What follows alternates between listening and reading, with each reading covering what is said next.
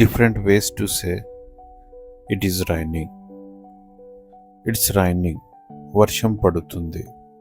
It's pouring. కుండపోతగా వర్షం పడుతుంది. It's pouring down. భారీగా వర్షం కురుస్తుంది. It's drizzling. చిరుజల్లులు పడుతున్నాయి. It's raining heavily. భారీ వర్షం పడుతుంది. It's raining cats and dogs. విపరీతంగా వర్షం పడుతుంది. Most probably the people use these sentences. It sounds like a native speaker of English. There is a heavy downpour.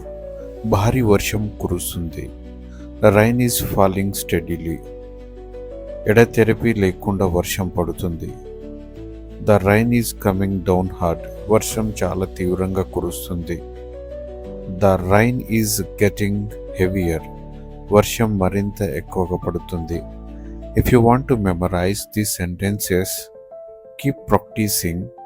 Then you memorize. When situation comes, try to use in daily life.